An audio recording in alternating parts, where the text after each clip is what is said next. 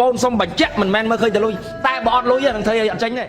ជាតិលោកខឹមសុជាតិបានទម្លាយអំពីអារម្មណ៍ខូចចិត្តដែលនៅពេលបច្ចុប្បន្ននេះការងារចៅក្រមអាជ្ញាកណ្ដាលគឺថាពុំសូវមានការលើកទឹកចិត្តទេអាចនិយាយបានថាប្រាក់តម្លៃពលកម្មនឹងទាបមែនទែនបើទោះបីជាកីឡាករល្បីៗមួយចំនួននៅពេលបច្ចុប្បន្ននេះមួយប្រកួតអាចរកបានរហូតដល់រាប់ម៉ឺនដុល្លារក៏មាននោះដែរប៉ុន្តែគាត់ថាទួមួយចំនួនគាត់តែងតែចង់បានអាជ្ញាកណ្ដាលល្អឆ្នាំល្បីទួខ្លួនឯងប៉ុន្តែគាត់អាចគិតពីតម្លៃអាជ្ញាកណ្ដាលផងកីឡាករគេវាយបានរាប់ពាន់រាប់ម៉ឺនដុល្លារសួរអាជ្ញាកណ្ដាលយកគាត់ទៅធ្វើមិនជិះពីប៉ុស្តិ៍មួយទៅប៉ុស្តិ៍មួយជិះពីប៉ុស្តិ៍មួយទៅមួយសូម្បីតែមួយរៀលលុយខ្មែរបានប៉ុណ្ណឹង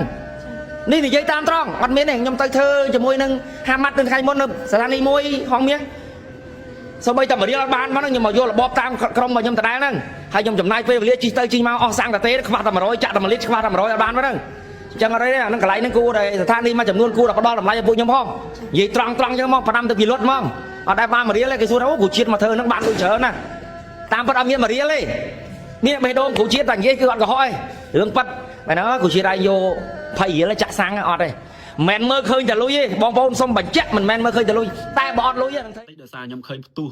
រឿងលោកគ្រូបានអ្នកខឹមសុជាតិគាត់និយាយរឿងអាជ្ញាកណ្ដាលបងប្អូននៅពេលបច្ចុប្បន្ននេះគឺកីឡាករខ្លះវាយតម្លៃក្នុងរាប់ពាន់រាប់ម៉ឺនដុល្លារក៏មានដែរមកប្រកួតបើសិនជាវាយកម្មវិធីធំដដើមជ័យលាភីធំប្រាក់រង្វាន់ប្រាក់បុណ្យនៅអីបងប្អូនណាតែអាជ្ញាកណ្ដាលគឺអាចថាបងប្អូនមួយចំនួនគឺមិនចាប់អារម្មណ៍ទេហើយអាចថាមិននឹកស្មានដល់ដែរប្រាក់តម្លៃពលកម្មរបស់គាត់គឺទាបមែនទែនហើយបើទោះបីជាគុណខ្មែរផ្ទុះខ្លាំ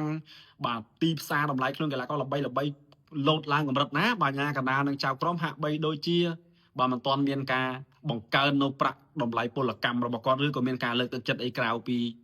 ប្រាក់តម្លៃពលកម្មក្នុងម៉ោងការងារគាត់ទេបាទតាមខ្ញុំដឹងបងប្អូនអាជ្ញាកណ្ដាលចៅក្រមគាត់ទៅបំពេញកម្មការងារនៅកម្មវិធីមួយអញ្ចឹងសង្វៀនមួយអញ្ចឹងបាទជួនកាលគាត់ឡើងចាប់ទៅជួនកាលគាត់ជាចៅក្រមដាក់បន្ទុកអីអញ្ចឹងទៅបើមកកម្មវិធីអាចចន្លោះពី$20ទៅ$30បងប្អូនបើកាលពីមុនខ្ញុំធ្លាប់ធ្វើការនៅសង្វៀនក្រុមកា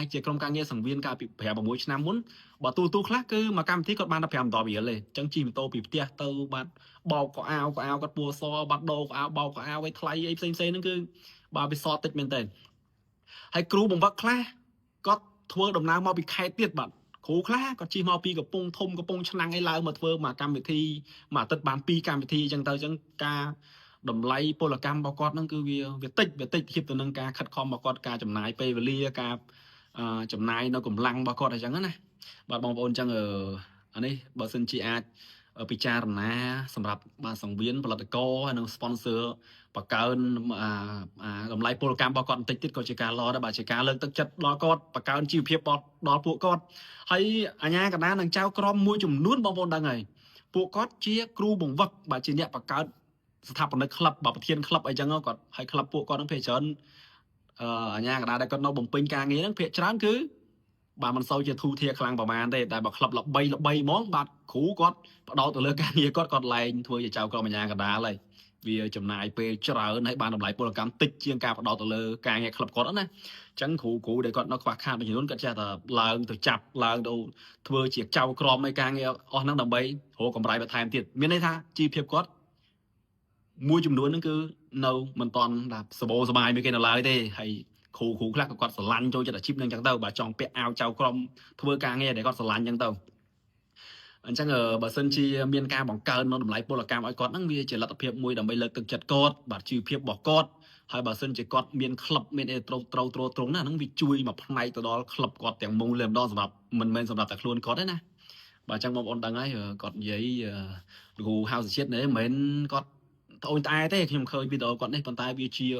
ាការទម្លាយនៅបាទសភាពពិតនៅពេលបច្ចុប្បន្ននេះទាំងដែលទឹកមុខរបស់គាត់ហ្នឹងគឺយើងស្ដាប់ទៅដូចយើងឈឺចាប់ដែរបាទគុណខ្មែរគឺគេផ្ទុះខ្លាំងល្បីខ្លាំងបាទកីឡាករល្បី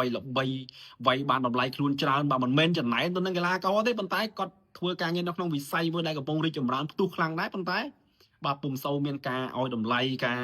ផ្ដល់ការលើកទឹកចិត្តបាទឲ្យមានជីវភាពល្អជាងមុនឲ្យទទួលបានអត្ថប្រយោជន៍ប្រសើរជាងមុនអញ្ចឹងបងប្អូនបាទអញ្ចឹងលោកគ្រូហៅជាតិគាត់បានទម្លាយនៅគេថាភាពឈឺចាប់មួយនេះអាចថាជាបាទជាការដាស់តឿនមួយបាទជាការពញ្ញាក់ស្មារតីមួយការដង្ហើយរកបាទកា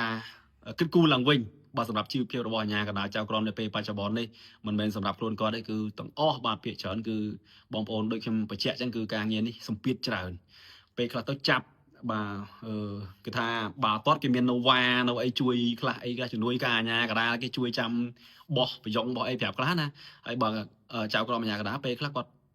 bồng pin càng nhiều tao pe khla khoaจะลอกkhla chẳng có miền cà thì con chào na bạnเนี่ยไปปัจจุบันนี่คือโรงสมปิดชานบัดสัญญาการอนุวัตการเนี่ยมันประกอบตัวโดยบัดcái tha เพียบละออดจ่อบ้านเราทำการอนุวัตการเนี่ยบอกก่อนนะ បើចឹងបើសិនជាអាចមានកำไรល្អជាងនេះតិចក៏ជាការល្អមួយសម្រាប់ពួកគាត់ដែរ